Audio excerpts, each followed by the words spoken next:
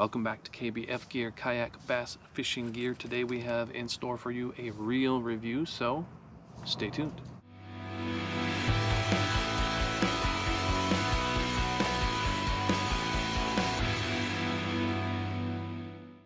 We're looking at the KVD LFS casting reel from Lew's Fishing. LFS stands for light, fast, strong.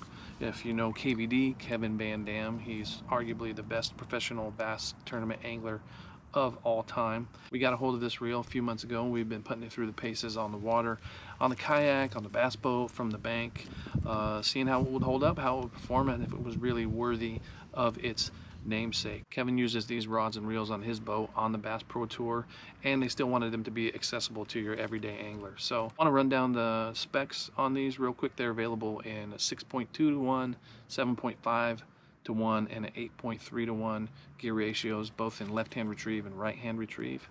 They come with 20 pounds of drag, which is impressive. Weigh in at 7.4 ounces.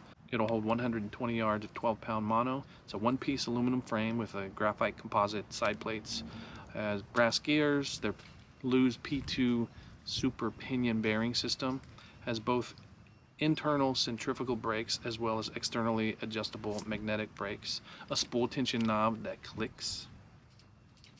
95mm handle, zirconia line guide, external lube point, and their patented speed keeper, bait keeper. Give you a closer look at it there, just around the world.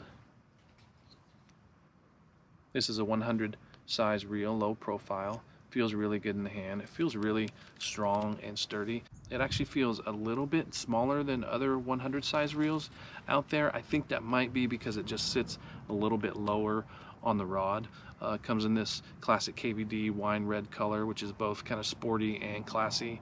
I really appreciate the 95mm handle. Some other reels in this size have like an 85 or even 80mm handle, and the 95 is nice. 100mm might be a little bit much for a smaller reel like this. The speed keeper is cool, it's really handy, and the zero reverse is legit.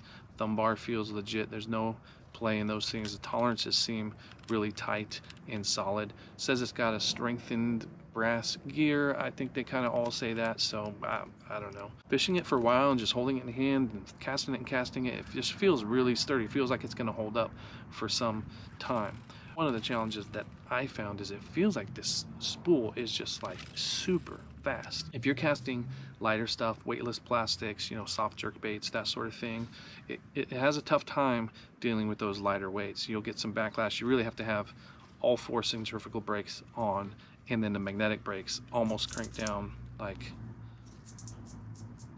only 5 or 6 clicks off of max, and then you're not going to get that great of a distance. But if you're throwing a 3/8 or even a 1/2 ounce jig, especially a 1/2 ounce jig or spinnerbait or something, you can launch these suckers. I'm going to show you one of the things about the magnetic brakes on the inside. Open this up. So there's a little pin you can pull and that'll open right up. The centrifugal brakes, something that's nice is that they're actually labeled on and off, so you don't forget kind of where you're at there.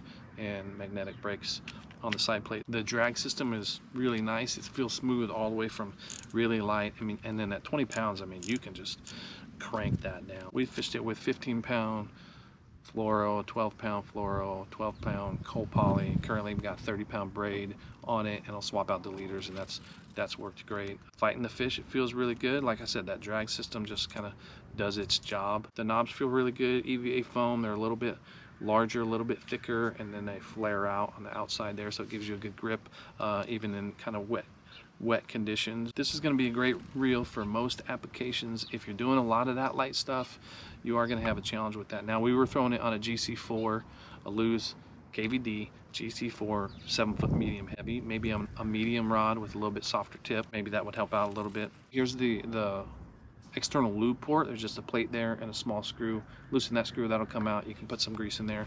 If you really need to lube up this reel, then of course you got to take it apart. But for a quick, adding some grease to the main gear, that's right there. A lot of folks like that clicky drag. It's not that big a deal to me, but it's been kind of nice. And when you're making fine adjustments in the wind and changing conditions, that can be handy.